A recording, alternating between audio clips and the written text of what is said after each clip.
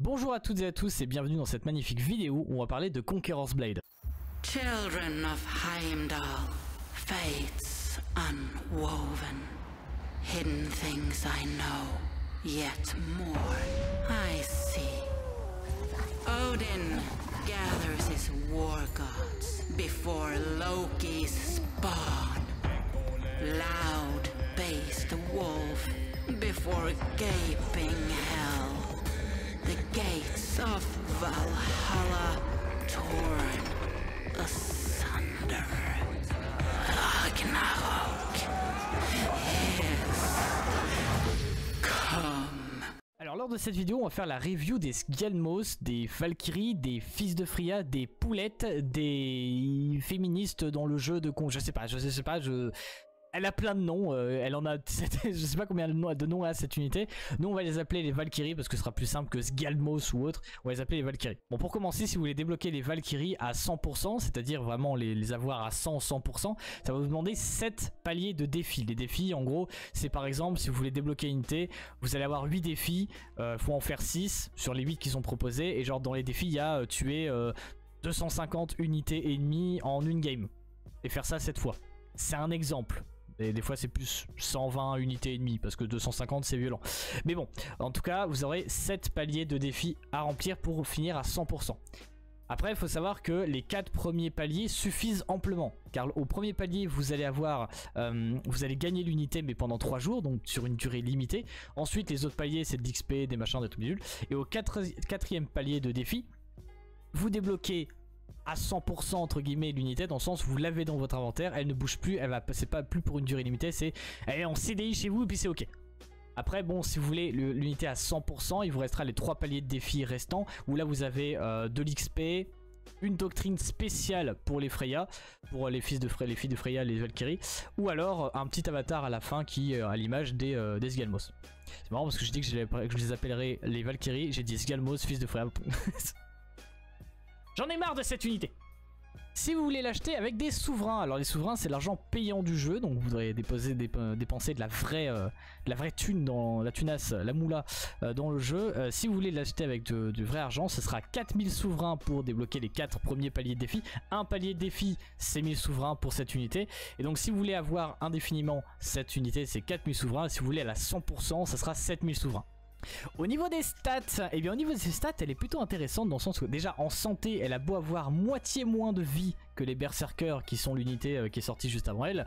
Elle est quand même ultra tanky avec certaines compétences, on va en parler juste après. En termes d'effectifs, elle est constituée de 28 petits pégus, petites poulettes qui se baladent. Alors pourquoi est-ce que j'appelle ça poulette? Petite parenthèse, parce que sinon vous n'allez pas comprendre. Elle a une charge, on va en parler juste après, mais elle a une charge. Quand elle fait sa charge, elle dit For Valhalla, un truc dans le genre, pour Valhalla, tu vois.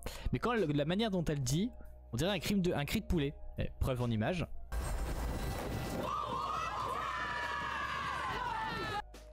Vous voyez? C'est un cri de poulet. Qu'on les appelle les poulettes. Bon, du coup en effectif elle est constituée de 28 unités, je m'égare. Et elle est plutôt assez rapide en déplacement.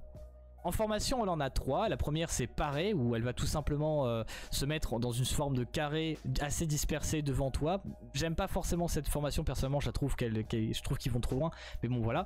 La deuxième formation, c'est mur de bouclier. Elle va juste former une ligne devant toi et lever les boucliers. Donc, c'est assez cool pour je sais pas moi, par exemple, les expéditions où tu dois défendre une zone. De genre. Et ensuite, il y a Schiltron. Oui, Schiltron.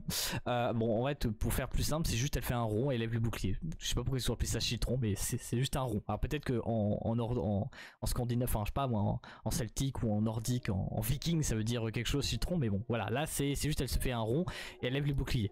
Alors comment se jouent les Valkyries? Alors faut savoir que les Valkyries se jouent de 2 manières différentes. En fait, elle va avoir 2 armes différentes. En gros, les Valkyries peuvent switch de lance-bouclier à épée bouclier. Et du coup, leurs compétences, leurs pouvoirs vont changer en fonction de l'arme qu'elles ont en main. Par exemple, avec la lance bouclier, vous aurez la compétence gardien, où en fait vous envoyez... Alors je sais plus si elle charge, oui, vous envoyez en charge les Valkyries sur un point, elles s'ancrent sur ce point en faisant un mur de bouclier assez compact, c'est pas un mur en ligne, c'est juste un mur de bouclier, et elles vont avoir un bonus de défense et elles vont aussi buff les alliés autour. C'est ça que je disais qu'elles peuvent, même si elles ont moitié moins de vie que les berserkers, avec cette compétence elles deviennent ultra tanky. elles arrêtent quasiment tout. J'ai déjà vu arrêter une cavalerie en charge avec cette compétence là. La deuxième compétence du lance-bouclier, c'est couvrir chef. C'est un peu comme les prévôts lanciers. En gros, elle va se mettre l'unité va se mettre en rond autour de ton héros et avec en même temps que va se déplacer en même temps que ton héros. Si ton héros va à droite, et bah elle va rester en rond autour de ton héros en se déplaçant par la droite. Et toutes les unités ennemies qui vont rentrer dans cette zone, dans le rond qu'elles défendent, vont se faire attaquer. C'est plutôt cool et c'est plutôt sympa. Au lieu d'appuyer sur V et de les voir partir un peu partout, elles restent autour de toi et elles font des dégâts autour. La troisième compétence, c'est tout simplement le changement de posture. Elle passe de lance-bouclier à épée-bouclier. Bah, du coup, qu'est-ce qu'on a comme compétence dans l'épée-bouclier? Et ben on en a deux. On a la charge. C'est une charge. C'est tout simplement une charge. Genre les Valkyries partent en courant devant et puis elles font leur fameuse cri poulette et puis elles partent en courant. Tout simplement. Et la deuxième est très intéressante pour être couplée avec la charge parce que c'est la triple frappe. Alors qu'est-ce que c'est que la triple frappe? En gros, les Valkyries arrivent au cac et font 3 coups de bouclier. Le troisième coup inflige deux fois le chiffre de dégâts. Donc c'est très intéressant de coupler ça avec la charge parce que en gros vous envoyez votre Valkyrie en charge au moment où elle arrive au corps à corps, mais pile au moment. Vous appuyez sur triple frappe et donc pile au moment où elle arrive au corps à corps, paf, elle bourre la tronche des unités adverses avec leur bouclier. Ça fait plutôt de dégâts, ça balaye un peu devant, c'est plutôt sympathique. En termes de vétérance, alors qu'est-ce qu'on peut parler des lignes de vétérance? Alors il y a deux lignes, il y a la ligne du haut et la ligne du bas. Alors là franchement il n'y a pas de meilleure ligne. Alors il y a certains qui vont dire si c'est la ligne du haut les meilleurs. Non, c'est la ligne du bas la meilleure. Franchement ça dépend de comment est-ce que vous aimez jouer les Valkyries. Parce que la ligne du haut va plus être pour ceux qui vont jouer lance-bouclier. Parce que par exemple le dernier point, la ligne du haut augmente les dégâts que vous infligez quand vous êtes équipé d'une lance-bouclier. Et la ligne du bas c'est l'inverse, ça augmente les dégâts si vous êtes équipé d'épée bouclier. Genre par exemple la ligne du bas augmente également les dégâts et votre charge de Freya, et la ligne du haut par contre va augmenter votre résistance, la manière d'être tanky avec votre unité qui du coup finalement se jumelle bien avec sa compétence de s'ancrer au sol pour pouvoir tanker. Donc en fait ça dépendra de la ligne que vous allez choisir pour la vétérance, va totalement dépendre de comment est-ce que vous aimez jouer vos Valkyries. Si vous préférez la jouer avec les triples frappes, la charge, donc en épée bouclier, prenez la ligne du bas. Si vous préférez la jouer avec la lance bouclier, couvrir chef ou tanky défense, prenez les lignes du haut. Après vous pouvez faire un mix des deux, c'est comme vous voulez. Bon par contre, qui dit unité T5, dit c'est cher, c'est très cher en influence. 320 points d'influence. C'est presque la moitié environ de la plupart de l'influence de la plupart des joueurs. Généralement les joueurs entre 700, 720 peut-être d'influence, généralement c'est plus 700. Bon personnellement j'ai 700 alors que ça fait quelques centaines d'heures que je suis sur le jeu et j'ai pas encore cherché à augmenter mon influence. Donc 700 d'influence, 320 points, c'est presque là, c'est quasiment la moitié. Bon vous pouvez toujours mettre une unité de fidèle Simacaen juste derrière donc ça va. Mais bon, en gros, vous vous retrouvez avec 3 unités seulement pour la game. Si vous savez pas la jouer et que vous la perdez sur un petit move un peu débile, ça fait mal au fion de perdre une unité de T5 aussi rapidement. C'est pas comme une cavalerie ou un truc dans le genre où même si vous la perdez, vous l'envoyez sur une charge suicidaire et elle fait quand même pas mal de dégâts. Là, les Sgalmos, il va falloir savoir les jouer pour vraiment rentabiliser leur coût. Donc, unité très intéressante, assez tanky, qui fait quand même pas mal de dégâts. Personnellement, j'ai vu une charge de Berserker sur des Sgalmos, ils se sont fait éclater. Mais genre vraiment, j'ai ancré mes Valkyries au moment où les Berserkers sont arrivés en charge, mais genre en charge avec le barreau d'honneur et tout. Hein. Ils se sont fait éclater, one shot. Alors je sais pas si les Berserkers étaient level 1, mais ils se sont fait éclater. J'étais en mode... D'accord, pourquoi pas. Donc ça veut dire qu'elle est quand même assez bonne. J'ai aussi réussi à stopper une cavalerie qui me chargeait à un moment donné. Bon après c'était des bots, c'était sur une prise de fièvre. Donc je sais pas ce que ça pourrait avoir contre de vrais joueurs. Je vous avoue que j'ai pas forcément fait le test pendant les sièges. Vu que perdre les Valkyries sur un move un peu con, ça m'est déjà arrivé, ça fait mal au fion. Mais donc pour conclure, c'est une très bonne unité. D'ailleurs elle est très belle visuellement. Je trouve que l'unité est belle, tout simplement. En plus vous pouvez la mettre avec le skin du Season Pass, etc. Donc juste insane. Bon le casque je trouve dégueulasse, mais par contre le haut avec le haut machin je trouve trop stylé. Donc voilà, donc finalement c'est une très belle unité. C'est une très bonne unité. Elle est un peu chère, faut savoir la jouer un peu. Maintenant, est-ce que vous allez retrouver des Valkyries lors des GVG? Est-ce que vous allez retrouver des Valkyries tout le temps? Je pense pas.